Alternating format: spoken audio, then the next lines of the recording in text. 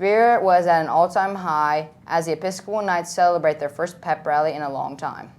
And the boys' volleyball program is realizing major success as the team heads toward SBC showdowns. Hello, and welcome to KEHS. I'm Keely Carr. And I'm Pierce Barano. Thanks for joining us on this edition of KnightVision News. The EHS community welcomed the first pep rally of the school year with an enthusiastic response in Alkek Gym last Friday. Reagan Johnson reports on the event, which hasn't been a part of the campus life in over a year.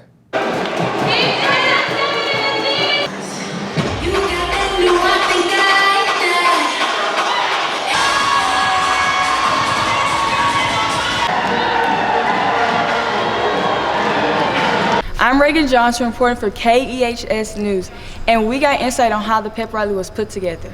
We were emailed, and then we signed up to be MCs, and then we met a couple times this week to go through it, and then we put together plans. We were deciding what to wear and what our theme song was going to be, and we put in a lot of effort.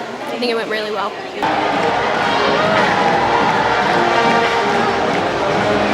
I loved the spirit that all of the EHS students had today because we haven't had a pep rally in over a year. And it was just nice to see everyone excited and pumped up to support our football team this Friday.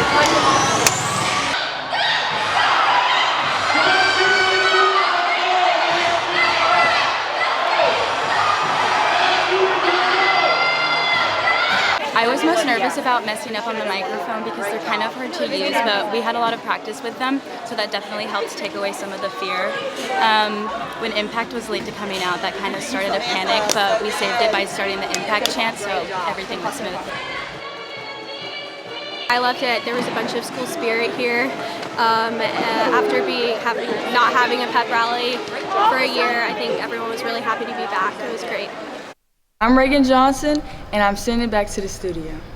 Go Knights! Keely, you're on the cheer squad. What did you think of the pep rally? I think everybody came out with a lot of spirit and energy. It was a great atmosphere. Being an EHS senior comes with special opportunities, one being senior off-campus lunch. Senior off-campus is a privilege for seniors who are allowed to leave for lunch if they meet certain requirements, including academic and disciplinary. Senior reporter Olivia Henshaw found out what we don't get to see about senior off-campus. Being a senior comes along with a lot of special privileges. My personal favorite and the most popular is senior off-campus lunch and off-campus free period. During these times, you can stay home, or go to lunch with your friends. I talked to Senior Assistant Dean, Mr. Michael, to learn more about it. As far as off-campus privileges, they have already started. Of course, to be eligible, you have to have your parents sign the permission slip, and then you have to be in good academic standing, C+ or better in all of your classes. When you do leave off campus, make sure you're using the furnace exit and entrance only, and be sure to come back early so that you're not late. If you are late, you will lose your off-campus privileges for 2 weeks. And also, if you're sleeping in, let's say you start with your off period first, make sure you get here early enough to sign in. You cannot miss chapel or advisory even when you have the first block off. Another way you can lose your off-campus privileges is tardies. If you have 6 tardies, you can lose your off-campus privileges. No appearances before the discipline or honor council, and you also cannot get a U in one of your classes as far as effort grade. I have my free period 5A and off-campus lunch 5B, and personally it's my favorite time of the day, and I'm so grateful for it. I'm Olivia Henshaw reporting for KEHS News. Wow, that sounds like so much fun. I can't wait till I can go off campus. Me too. There's so many good choices and places to go. Thanks for the report, Olivia. And when we return, a look at a course growing in popularity. After a long-awaited period without the hotspot of campus, the cafe is finally back up and running. Whether you want a cinnamon roll, a muffin, a smoothie, or lemonade, they have it all. They're even offering chai tea lattes, new flavors of smoothies such as Nutella and Oreo, and new shaken lemonades. Make sure to stop by the cafe on the way to class. You won't regret it. Computer science has become a popular course at EHS. Reporter Braylon Thompson caught up with faculty member Mr. Alan Duncan and a few of his students to get a bit more insight on his fascinating course. Computer science is a big deal here at EHS. We caught up with Mr. Duncan and one of his students to get a bit more insight on this fascinating course. I enjoy computer science. At first, I didn't know what computer science was. Mr. Duncan has helped me a lot to understand more and more about coding each and every day. I enjoy his class every day. I look forward to going and creating a new program or new script or whatever I can to enjoy the coding world. 10 years ago, I started working here. I had 2 classes of Algebra 2, and I had a total of, I think, 18 computer science students in the fall and 9 in the spring. And we ended up having 4 students take an AP exam that year. So now, 10 years later, we have 2 AP course offerings, AP Computer Science and AP Computer Science Principles, and we have an enrollment of over 100 kids, or we've had enrollments of up to 100. We're right there in the 90 to 100 area every year over the past maybe 5 years. And I would say that the growth of the program is largely attributed to a culture of just people being warmed up to the notion of having computers, how they work, curiosity, and then partly ambition from students that have arrived with interest in engineering, computer science, or other related STEM professions.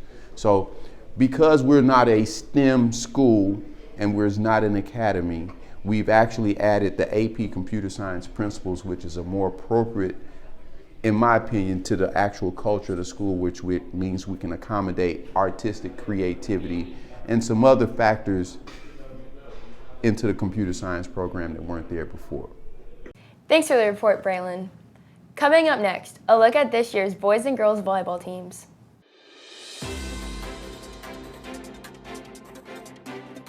Why are people watching KEHS News? Because it's the right thing at the right time. Missed out on what's happening on campus? Find out the latest on Episcopal's only news program. You'll get more video coverage, more in-depth reports, more pillar news, and always to the point. The right news at the right time. You're watching KEHS News.